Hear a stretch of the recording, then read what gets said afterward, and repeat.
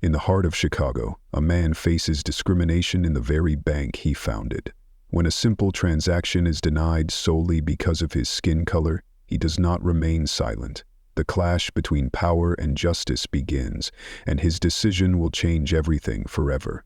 The journey to reclaim respect starts here. Early in the morning, as the first light of the new day began to filter through the tall glass windows, the upscale bank in downtown Chicago stood as a timeless symbol of power and prosperity. The measured steps of employees in sleek black suits moved like the gears of a perfectly tuned machine. Customers entering the building were greeted with bright smiles and professional courtesy. Everything seemed to be part of an impeccable, flawless existence. Marcus Bennett stepped inside, no stranger to this atmosphere. His footsteps echoed on the polished marble floor, drawing fleeting glances from those around him. Though no one paid him much mind, he didn't need attention, nor did he crave admiration. He was the founder of this bank, the man who had laid the foundation for an entire financial empire. Yet today, he was just another customer, here to withdraw money from his personal account. He wasn't wearing his usual expensive suit or luxurious watch. Instead, he opted for simplicity, a crisp white shirt and light khaki pants. His demeanor was unremarkable at first glance, but beneath it lay a quiet strength, perceptible only to those who truly understood. It was the confidence of a man who had mastered his own life, who didn't need to flaunt his worth because he knew it intrinsically. He stood still, quietly observing his surroundings. From his vantage point, he could see everything, as though it all operated according to a system he had painstakingly built. The light reflected off the towering glass panels, the faint hum of brief conversations, and the brisk rhythm of work filled the air. Everything was perfect. But that moment of perfection lasted only until he witnessed something peculiar. A customer, a white man, middle-aged, dressed in a pale gray suit, stood at the withdrawal counter. The teller greeted him with a warm smile, her hands swiftly counting stacks of cash before handing them over without a hint of hesitation or inquiry. The entire transaction unfolded in silence, save for the soft rustle of bills being counted. Marcus watched her every move, a knot forming in his chest. As the man walked away, Marcus caught a quick glimpse of the receipt, just enough to see that the withdrawal amounted to $20,000. Why was there such a stark difference? Why were there no questions asked of this man?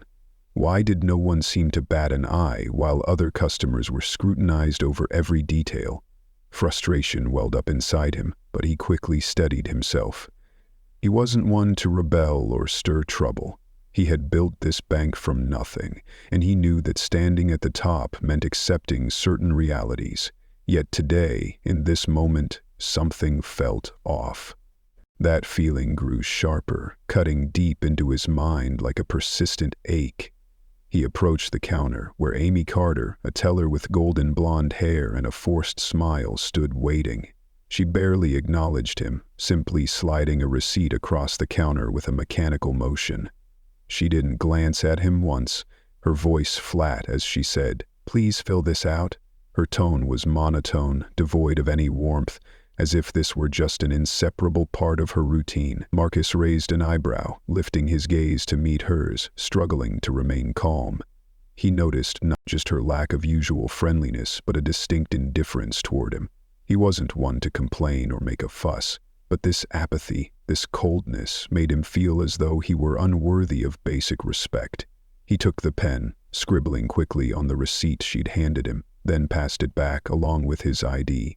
Amy snatched it up without so much as a glance at his identification, showing no recognition of the man standing before her. She tossed the receipt into the computer system and looked at the amount he'd requested. With no change in expression, she slid the paper back toward him. "We can't process this transaction," she said coolly, without a shred of emotion. Marcus stood frozen, his heart tightening. The strange sensation coursing through him was beyond words. What had she just said? She'd rejected him without explanation? He knew full well this was a bank transactions, couldn't be denied without a valid reason. Anger surged within him. "Why?" Marcus asked, striving to keep his voice steady, though his frustration was unmistakable. The teller said nothing, simply turning away as if his question didn't warrant a response. She pulled another sheet of paper from beneath the counter and handed it to him. It felt like a slap in the face. Marcus realized this wasn't random. She hadn't just denied his transaction, she'd dismissed him as someone not worth her time, and that became even clearer as he caught the unfriendly glint in her eyes. In that moment, Marcus understood something profound. He wasn't just an ordinary customer. He was a black man, standing in a space that, despite having built it himself, still refused to afford him the respect he deserved. The atmosphere in the bank remained as it always was, quiet, hurried, but for Marcus, each step now felt like a battle against his own emotions. He stood motionless at the teller's counter, his hand still clutching the receipt Amy had handed back to him, his heart beating faster. He knew this wasn't the time to suppress his feelings, but the coldness, the indifference of this employee fueled a growing anger within him, the sense of injustice, the mocking disregard. It all piled up inside him, like a surging undercurrent ready to erupt. Marcus looked down, taking a deep breath, trying to regain the composure he'd honed over years. But that indifference, that contemptuous apathy, was impossible to ignore. The glances, from those around him, eyes that seemed to suggest he didn't belong here, began to stack atop one another. It felt as though the entire space was turning its back on him. He wasn't someone who let things slide easily, especially when it came to respect and the basic rights of a customer.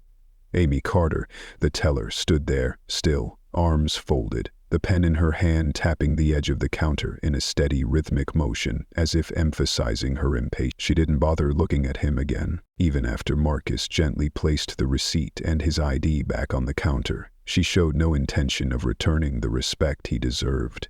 It made him feel insulted, like someone forgotten in the crowded void of her indifference. "Don't you think I have the right to withdraw money from my own account?" Marcus asked, his voice steady but laced with an unmistakable hint of disappointment. His words carried a gentle provocation, underpinned by an unwavering resolve. He locked eyes with her, his gaze brimming with determination. Amy glanced up, but it was a fleeting look before she turned back to the computer screen in front of her. "Please fill out the information on this form again. We can't process the transaction without complete details," she said with disinterest, utterly unbothered. Once again, Marcus had to suppress the explosion brewing inside him. She wasn't just rejecting him, she was subtly humiliating him. He couldn't believe she was deliberately ignoring the documents he'd provided. He'd followed every procedure, cooperated fully, yet she treated him like an outsider. It was too much to bear. This baseless rejection made Marcus feel as though he didn't exist in her eyes. It wasn't just a halted transaction, it was a denial of his basic rights and respect as a person. It was a humiliation he couldn't let slide so easily. "Don't you think something's wrong when I see someone else withdraw a larger sum without a single question?" Marcus asked, his voice sharp like a blade. He gestured toward the customer who had just left.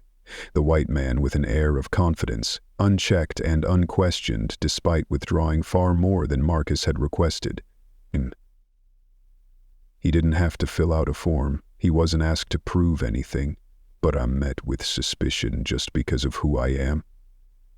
A heavy silence settled between them. Amy stopped tapping, her pen avoiding Marcus's gaze. She lowered her head, lips pressed tight, as if trying to dodge a question she knew she couldn't answer reasonably. She didn't even have the courage to explain or justify her actions. "Can you explain why?" Marcus's tone softened, but it carried a resolve no one could ignore. He was done with meaningless silence and cheap excuses. He wanted the truth, and he wanted it now. Amy glanced at him again, but quickly looked away, her discomfort evident. Her eyes darted toward the manager's office, as if seeking permission from someone else. A subtle nod from the manager would be enough for her to reassure herself she wasn't in the wrong, that she could maintain her attitude without consequence. Marcus followed her gaze and realized something. She wasn't acting alone. Behind her, Victoria Sanders, the bank manager, was watching them from the glass-walled office. Victoria's cold stare, a look Marcus knew all too well, made it clear that if this was a game, he'd be facing the entire system, not just one individual. Her gaze wasn't just directing Amy. It was an affirmation that this system would never side with him, even though he had founded it. A feeling rose within Marcus, not anger, but disappointment. Disappointment in the very thing he had built. He stood there, staring into Amy's cold eyes, no longer harboring any doubt.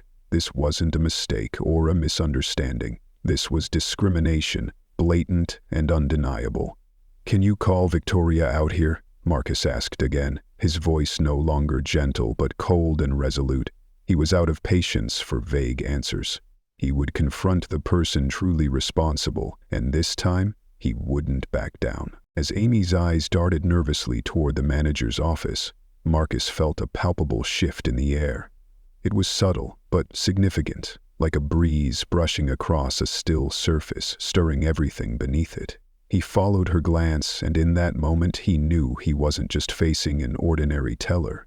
This was a system designed to protect those at the top, those with power, while people like him, regardless of their contributions, remained outsiders. A wave of emotion surged through him, not anger this time, but a stark realization. He wasn't valued here. He understood he was confronting something bigger, deeper, and more layered than the situation at hand, and he also knew that to address it, he couldn't stop at reasoning with a teller. He needed to confront the system itself, and to do that he needed words strong enough, sharp enough, to demand attention.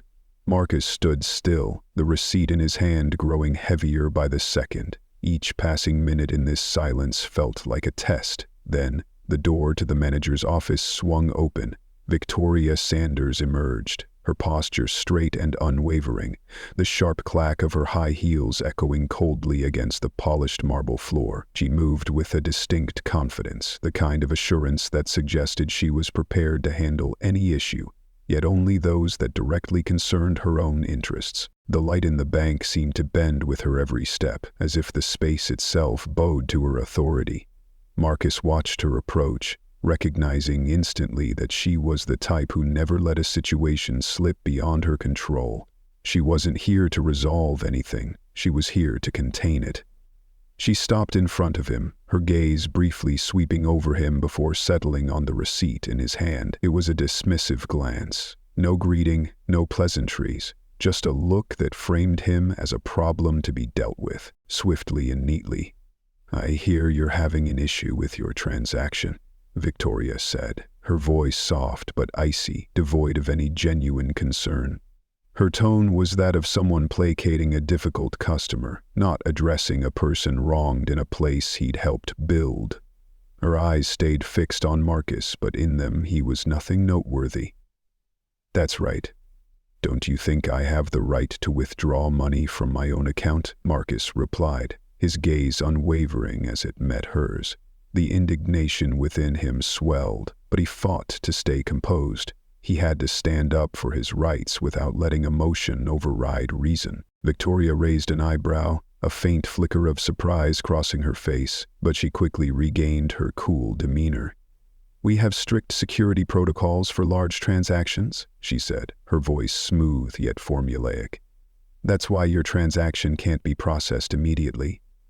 "Then why didn't he have to do anything when he withdrew $20,000? Marcus pressed, refusing to back down. His voice grew firmer, forcing her to confront the truth she was trying to obscure. Victoria's lips tightened, a sign she didn't welcome further questioning. "You're overstepping. We're simply following procedure," she said, brushing him off, eager to end the conversation. But Marcus wouldn't relent. He locked eyes with her, his disappointment and frustration spilling into every word. "Your procedure doesn't make sense. You and she are discriminating against me because of my skin color," he said, his tone steady, each word striking like a dagger. Victoria flinched, but only for a fleeting second. She shook her head slightly, her expression remaining frigid. "I don't have time to argue with you about this. If you're unhappy, I can direct you to file a complaint. But this is our bank, and every procedure has a purpose." Her gaze didn't waver, but beneath it, Marcus sensed a faint tension. She couldn't keep denying this. No matter how resolute she appeared, deep down she knew his words held truth. But she couldn't accept it. She couldn't let this discrimination be exposed in the very domain she ruled. That would unravel everything. Silence fell. The space around them seemed to freeze. Marcus didn't wait for more. He had enough information, and he was ready for what came next. He wasn't just facing a teller or a mid-level manager. He was up against a system, a structure of bias that could only be dismantled by forcing those at the top to reckon with their actions. "I won't stop here," Marcus said, his voice more resolute than ever. "I won't let this slide like it's an accident. You'll have to face the consequences of what you've done." Victoria stared at him, a prolonged silence stretching between them. Then, finally, the corner of her mouth twitched upward, as if she'd already calculated her next move. "Then I'll let you proceed however you see fit," she said, her voice as cold as ice. Marcus met her emotionless gaze, and one thing became crystal clear. This wasn't the end. His story was only just beginning. Victoria's gaze remained as cold as ice, but in that moment Marcus sensed that no matter how much she tried to maintain control, tension crackled in the air. It was the tension of someone who knew they were being exposed, unmasked, and her eyes, though striving to project confidence, couldn't fully conceal a flicker of unease, a trace of uncertainty. For too long she'd been accustomed to manipulating situations, but today something was clearly off. Marcus wasn't a customer who would quietly accept discrimination. Nor was he someone who backed down in confrontations like this. Silence enveloped them, but it wasn't a comfortable stillness. It was a suffocating, taut silence, as if the air in the room had been sucked dry, leaving only the smoldering sparks between the two of them. Every word spoken carried its own weight, as though each sentence could ignite a full-blown battle. Marcus felt it keenly, and something within him ignited. He locked eyes with Victoria, his patience gone, the calm he'd struggled to maintain slipping away entirely. He couldn't keep tolerating baseless excuses or unconvincing rejections. He refused to let her, or people like her, treat him as insignificant, a mere puppet in their power games. "Do you think I'll just stand here and accept being treated like this?" Marcus said, his voice stripped of any softness. He was no longer an ordinary customer, no longer someone seeking empathy. He was a man standing up against injustice, determined to leave a mark. Victoria raised an eyebrow, but didn't respond immediately. She held back, aware that each of Marcus's words could escalate things further. But Marcus didn't wait for her reply. He'd made his decision.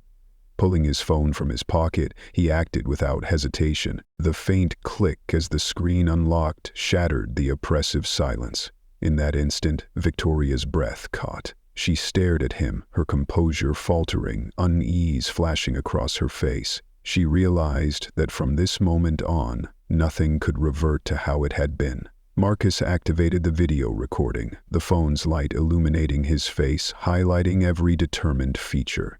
It felt like a storm was brewing. He held the device aloft, capturing everything. Victoria's words, the discrimination unfolding before him, the actions of those in power who acted without fear of accountability. "I'm recording this conversation," Marcus declared, his voice steady but carrying an undeniable force. "You've denied me without a valid reason. You've discriminated against me because of my skin color. I'll let everyone see the truth." A flicker of panic crossed Victoria's eyes. She could feel her pulse quicken, though she hid it well. She turned aside, as if searching for a way to handle the situation, but it couldn't erase the tension she'd created. Amy, standing nearby, stepped back, her trembling hands clasped tightly, as if afraid she'd be the next one implicated. The onlookers began to sense the gravity of the moment, yet no one dared speak or intervene. Victoria tried to mask the waver in her voice as she said, "You can't record in the bank." Her tone was measured, but the strain in her words betrayed her. "I don't need your permission," Marcus shot back, his voice cutting. "I have the right to document what's happening, and I will. You can't hide from the truth." Victoria stiffened, her expression hardening. She glared at the camera, her eyes willing it to disappear, to avoid this confrontation, but Marcus wouldn't let her escape. He was resolute. This wasn't just about money or a denied transaction. It was about power, about racial bias, about forcing those in authority to face their actions. The silence stretched on, the atmosphere growing heavier. Marcus didn't look away. He had no intention of stopping. Every second that passed was a second he fought for his rights and the rights of others treated like him. He kept recording, ensuring the world would bear witness. He wasn't just filming. He was capturing a moment that would spark change. Yet no one stepped forward. No one spoke up. It was as if everything hung in limbo, awaiting a final spark, a decisive move. And when Marcus angled the phone to the screen, making it clear to everyone what was happening, he knew no one could ignore it any longer. This story would be told not just within the bank, but across the entire system it represented. "Do you think I'll let this slide?" "No, Victoria. I won't let you and people like you bury this truth," Marcus said, his voice no longer a request, but a declaration. A declaration of change, a turning point he couldn't retreat from once he'd crossed this threshold. The situation had shifted. There was no going back now. The air in the room felt oppressively heavy, as if someone had squeezed every breath out of it, turning every sound into a dull echo, every movement into a jarring provocation. Eyes began to turn toward Marcus, some filled with curiosity, others with fear, and a few with awkward shame. The situation had spiraled beyond control, and Marcus knew it. He could feel the tension in every step he took, in every breath he forced himself to steady, yet his resolve remained unshaken. The phone in his hand was like a sharpened blade, carving a clear line in the sand.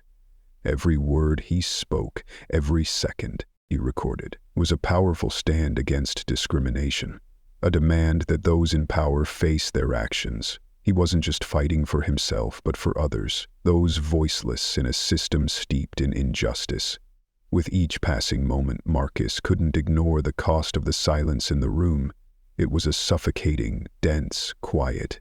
Everyone present knew something was wrong, yet no one dared speak. Only he, a lone man facing an entire system, stood tall against Victoria's cold stare, Amy's indifference, and the hidden glances from behind the glass walls of the onlookers. He was the only one refusing to bow.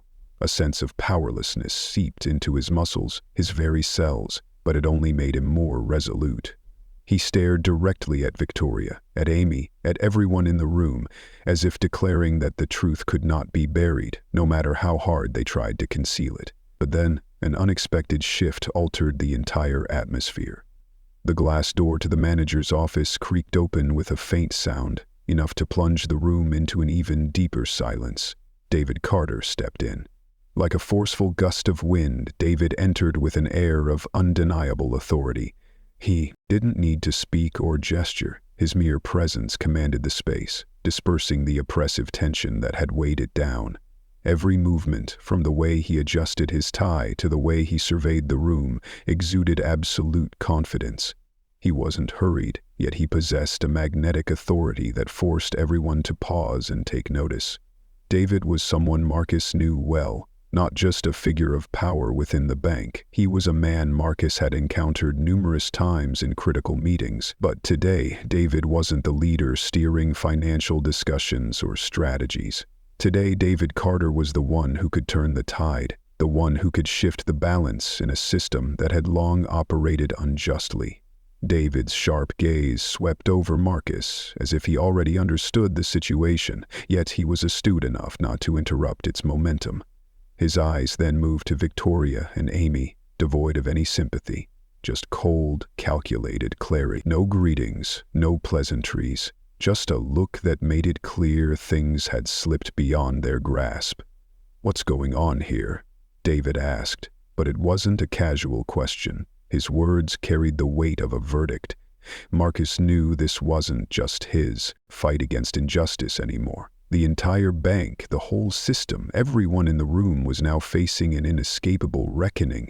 Victoria, though the authority figure in this scenario, seemed diminished in David's presence, like a child caught in the act. Her face flushed slightly, her eyes betraying a hint of panic, though no fear shone through. She was simply someone thrust into an untenable position where lies could no longer save her. "I don't know," Victoria began, her voice faltering as she tried to regain control, but David cut her off. "Don't beat around the bush," he said, his tone icy and unrelenting. "What I want to know is why a customer is being treated this way in the very bank he founded." Victoria couldn't muster a reasonable excuse. She pressed her lips together, glancing at Marcus, at his phone, then back at David. Yes, she knew. She knew full well the discrimination unfolding before her. But more importantly, she had no way to justify what had happened, no way to explain her actions. The furtive glances from the other employees around her only reinforced that the situation had reached a point of no return. David turned to Amy, his gaze merciless. "Amy, can you explain why you denied a customer without a clear reason?" Amy froze, her hands trembling as they clasped together, but she couldn't respond. She knew she'd crossed a line, and now, facing David, she could no longer deny the truth. Marcus, standing nearby, felt the shift in the air. He didn't need to say anything more. David had spoken for him, and then, like an unexpected storm, all the wrongs, all the injustices that had weighed on him were laid bare in the light. David turned back to Marcus, his eyes conveying understanding. A subtle wave passed through his expression, as if silently assuring Marcus that this would be resolved. But Marcus knew what mattered most. He had won. Not just for himself, but for everyone who had faced and continued to face such injustice in this world. "I'll handle this," David said with unwavering resolve. "Everyone involved will be held accountable for their actions." The room was shrouded in a somber stillness, as if time itself had paused the moment David Carter made his decision. Everything in the expansive space suddenly felt heavier, the air thick with tension as eyes betrayed the realization that they were witnessing a monumental shift, a shift capable of shaking a system once thought untouchable. Marcus stood in the center of it all, a figure reminiscent of a tragic hero, but today he was more than a man stripped of his rights. Today he had made a difference. David Carter, with his undeniable air of authority, cast a final glance at Victoria Sanders. His eyes were calculating, yet unflinchingly cold. He was no stranger to making tough calls in challenging situations, but for Victoria this was an unavoidable shock. Victoria stood there, her hands clenched tightly. She had once been at the pinnacle of power in this bank, accustomed to controlling everything, from the smallest decisions to the grandest strategies. But today she could no longer maintain that composure. David's every word struck like a blade, piercing through her facade of confidence. "Victoria," David said, his voice calm but edged with undeniable sharpness, "I don't need to elaborate on your actions. Don't turn this into a personal battle against the organization. You've done something unacceptable in this workplace. I can't allow you to continue leading this bank." Each word landed like a powerful blow on Victoria. She couldn't respond immediately, her gaze darting. To the crowd of employees surrounding her, those who had just witnessed it all, they were watching her, and she could feel the shift in their eyes. No one regarded her with the respect she once commanded. There was no reverence left, only suspicion. Everything seemed to crumble in an instant. David didn't give her a chance to justify herself. "I'm terminating your employment effective immediately. You will no longer hold the position of manager here. This decision is final." The statement hung heavy, not just as the end of a career, but as the collapse of all the power she had built over the years. Victoria tried to speak, but no words came. All she could do was stand there, her face flushed with shame, an indescribable sense of failure swelling within her. "You can't do this," she finally managed, her voice trembling slightly. "I'm the one who built this bank, who brought it to the heights it's at today. You can't fire me over something this trivial." David met her with a piercing stare, unflinching.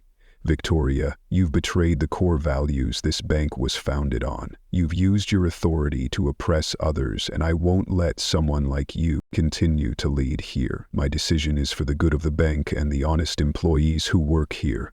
His words were a storm, burying every excuse Victoria tried to muster. She couldn't deny he was right. What had happened wasn't just an irrational denial of Marcus' transaction. It was an abuse of power, blatant racial discrimination she could no longer defend.